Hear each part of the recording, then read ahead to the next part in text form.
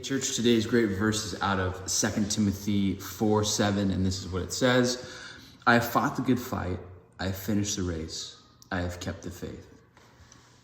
And, in this verse, we see Paul kind of predicting he's at the end. He's gone through this long journey of faith. He's followed God earnestly. He's helped spread the gospel and train up disciples, and he's done this amazing work throughout his life. And now he's kind of seeing the finish line ahead of him. He's seeing what all this work that he has brought about within the kingdom by way of God. And he's approaching that finish line close. And he's about to pass on the baton to Timothy. Now, when I read this verse, I think about it in the way of our relationship with God and our journey through faith. And our journey through faith is all about triumph and failure, success, and brokenness, all kind of wrapped up into one, and the tension that's held between those things.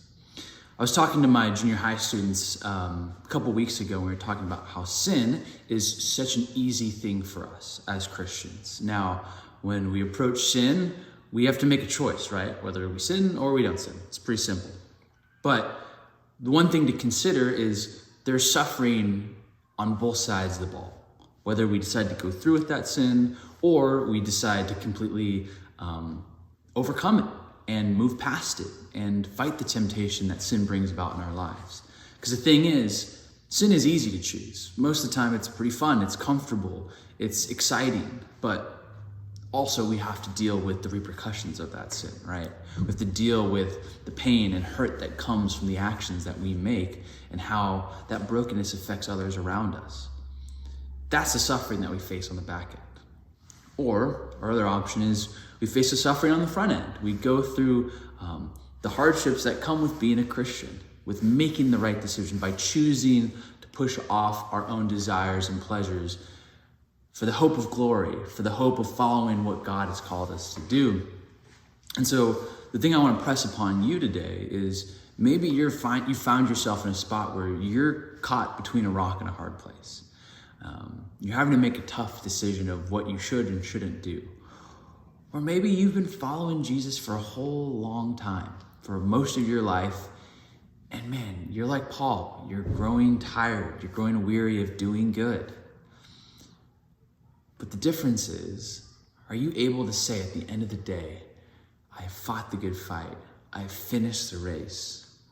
I've kept the faith. Not a lot of people can say that. But there's goodness and there's glory that comes with the ability to follow through and say that.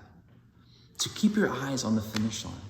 Know what all this is about. All the hardships that we've been through, that you go through as a Christian. Let's be honest, being a Christian is hard. It is difficult. But it's so worth it. So take Paul's advice, that at the end of the day, you're able to see the glory ahead of you, despite the short-term pain, uncomfortableness that we're facing in this present day. Because God's going to glorify that. God's going to take that and do something great. Thanks for watching.